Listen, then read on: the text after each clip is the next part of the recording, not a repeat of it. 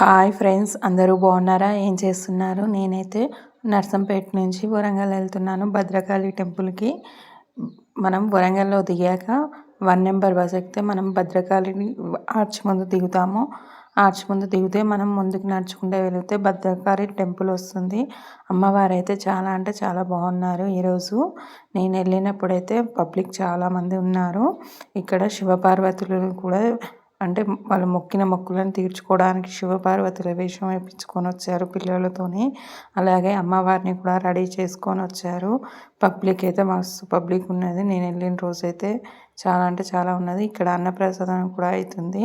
12 గంటల నుంచి 1:30 దాకా ఇక్కడ అన్నప్రసాదం అవుతుంది.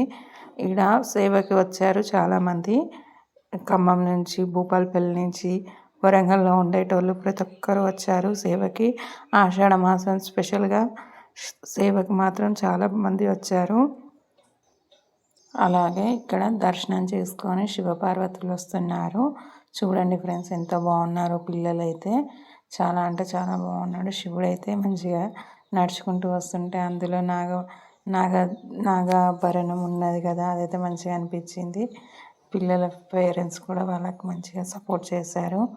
బాగున్నారు. ఫొటోస్ అయితే చాలామంది దిగారు వచ్చిన వాళ్ళు జనాలు. నేను ఆపి మరీ దింపాను. అమ్మవారిని తీసుకొని వస్తున్నది పాప.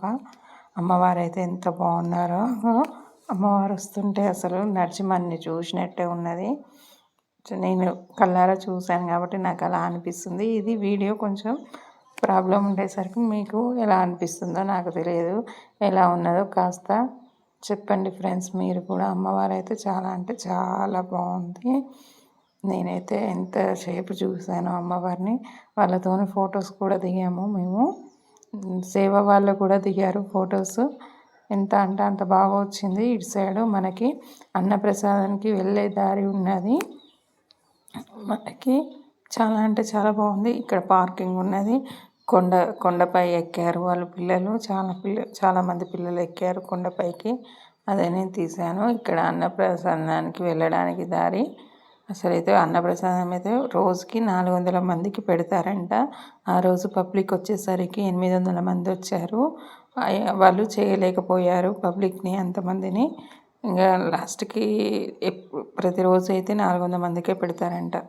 ఇక్కడ రథం తయారు చేస్తున్నారు. సేమ్గా ఆ బొమ్మలు అయితే బాగా వచ్చాయి. రథం బొమ్మలు ఎంత బాగున్నాయో. అమ్మవారిని కూర్చోబెట్టడానికి చాలా అంటే చాలా బాగా డెకరేషన్ చేస్తున్నారు. రథానికి పైన పీఠం తయారు చేసి రథం చేస్తున్నారు. అంతా చెక్కతోనే అది.